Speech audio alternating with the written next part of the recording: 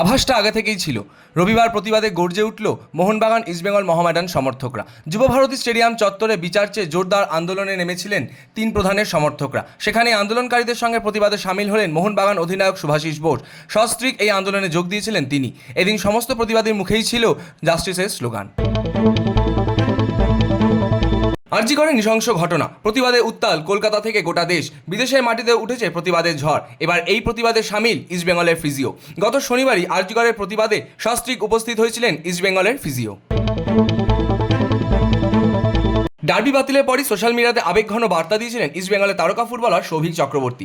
Derby না খেলার হতাশা তো ছিলই, সেই সঙ্গে প্রতিবাদে সরব হয়েছিলেন তিনি। বিচারের জন্য ইস্টবেঙ্গল মোহনবাগান সমর্থকদের এক হওয়াকে যেমন কুর্নিশ জানিয়েছিলেন, তেমনি ন্যায় বিচার না হওয়া পর্যন্ত যে তারা লড়াই থামাবে না সে কথাও লিখেছিলেন সৌভিক চক্রবর্তী। কিন্তু সেই পোস্ট করার কিছুক্ষণ পরই ডিলিট হয়ে গিয়েছিল সৌভিকের পোস্ট। শুধু তাই নয়, ফেসবুকে তার প্রোফাইলও খুঁজে পাওয়া যাচ্ছিল না।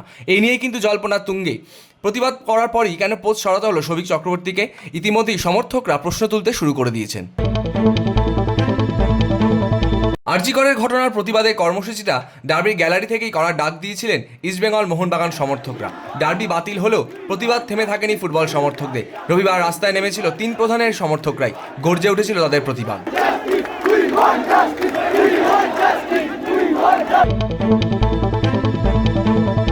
আরজি করে নৃশংস ঘটনা, প্রতিবাদে সরব ময়দানের তিন প্রধানেরই সমর্থকরা। কার্যত এদিন স্তব্ধ হয়ে গিয়েছিল ইএম বাইপাস। ডার্বি তো আগেই বাতিল হয়ে গিয়েছিল। এদিন যুবভারতীর সামনে পুলিশ জারি করেছিল 163 ধারাও। সমর্থকদের জমায়েত হওয়ার কিছুক্ষণ পরই পরিস্থিতি হয়ে ওঠে অগ্নিগর্ভ। লাঠিচার্জ করে পুলিশ, আহত হয়েছেন সমর্থকরা। এদিন এই প্রতিবাদে উপস্থিত ছিলেন খোদ এএফএফ সভাপতি কল্যাণ চৌবেও। পুলিশ বনাম প্রতিবাদী ঘিরে কার্যত রণক্ষেত্র হয়ে উঠেছিল যুবভারতী চত্বর। সমর্থকদের আটক করলেও শেষ পর্যন্ত প্রিজন ভ্যান থেকেই তাদের ছাড়তে বাধ্য হয় পুলিশ। সমর্থকদের জমায়েত থেকে বারবার একটাই স্লোগান উঠে আসছিল এদিন, উই ওয়ান্ট জাস্টিস।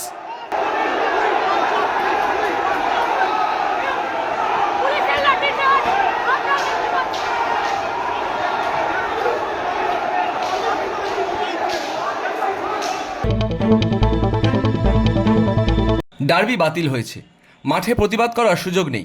রাস্তায় নেমেছে তিন প্রধানের সমর্থকরাই। কি বলছেন তারা শুনে নিন। স্টেডিয়াম ওনারা বন্ধ করেছে, রাজপথ আমরা বন্ধ করে দিলাম ওই একটা সাধারণ মেয়ের জন্য, যার চোখ দিয়ে শুধু জল বেরোয়নি, রক্ত বেরিয়েছে। ভাবুন কত কষ্ট পেয়ে মেয়েটা মারা গেছে। তার প্রতিবাদ যদি আজ না করি আর কবে করব বলুন? ব্যাপারটা হচ্ছে যে সবাই আমরা মেইনলি চাইছি হচ্ছে দোষীর ফাঁসি হোক, রেপিস্টের ফাঁসি হোক। এমনকি তালিবানের লোকরাও হয়তো চাইছে রেপিস্টের ফাঁসি হোক। এটা তো কোনো দোষ নেই। এই দোষটা, এই যে আজকে ডার্বিটা বাতিল করার কোনো যুক্তিসঙ্গত ব্যাপার পেলাম না আমি প্রথমত, সেই জন্যই আমরা রাজপথে এরকম। ওই ধারাটা জারি করা হয়েছে যত লোক আসার ছিল সেই লোকজনকে ভয় দেখানোর জন্য। অত কিছু করার ক্ষমতা কলকাতা পুলিশের এখনো নেই।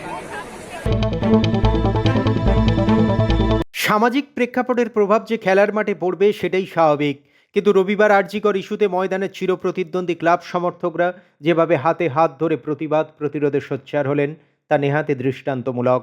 এদিন যুবভারতী সংলগ্ন এলাকায় বিকেল 4টে থেকেই 163 ধারা জারি ছিল, কিন্তু সেসব উপেক্ষা করেই ভিআইপি গেটের 200 মিটার দূরে জমায়েত করলেন ফুটবল সমর্থকরা। শান্তিপূর্ণ সমাবেশে নির্বিচারে চলল পুলিশের লাঠিচার্জ। প্রিজন ভ্যানে টেনে হিঁচড়ে তোলা হলো তাঁদের, বাদ গেল না মহিলা সমর্থকরাও।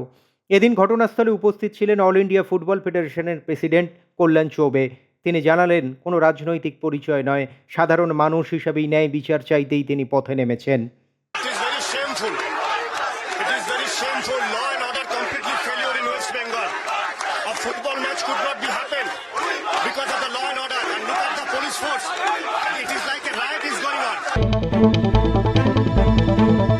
শুধু শহরেই নয়, এদিন গোটা বাংলা জুড়েই প্রতিবাদের ঝড় তুলেছে মোহনবাগান ইস্টবেঙ্গল এবং মহামেডানের সমর্থকরা। শহর থেকে মফস্বল সব জায়গাতেই রাস্তায় নেমেছেন ফুটবল প্রেমীরা।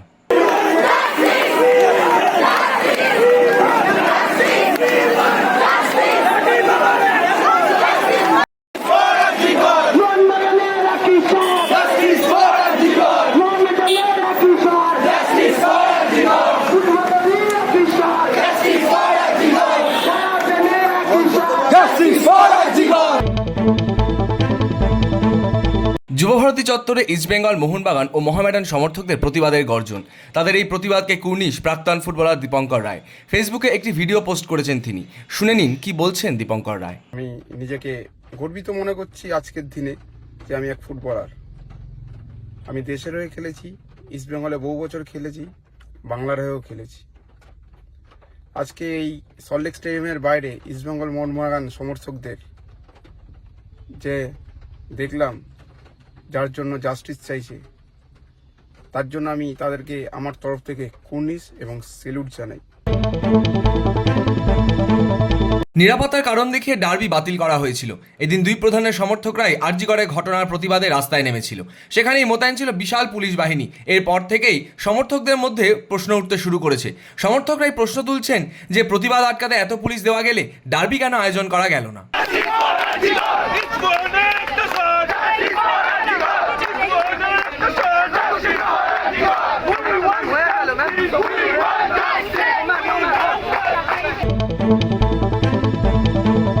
সব খেলার সেরা বাঙালির তুমি ফুটবল। রবিবারের কলকাতা যেন আরও একবার তার সাক্ষী থাকলো। ফুটবল মাঠে তারা একে অপরের প্রতিপক্ষ হলেও প্রতিবাদের মঞ্চে সব এক সুরেই মিলে গেল মোহনবাগান, ইস্টবেঙ্গল ও মোহামেডানের সমর্থকরা। আরজিকরের ঘৃণ্য ঘটনার প্রতিবাদে এদিন রাস্তায় নেমেছিলেন তিন প্রধানের সমর্থকরাই। ডাক দিয়েছেন জাস্টিসে। সব কিছুকে পিছনে ফেলে আবারও জিতল সেই ফুটবল।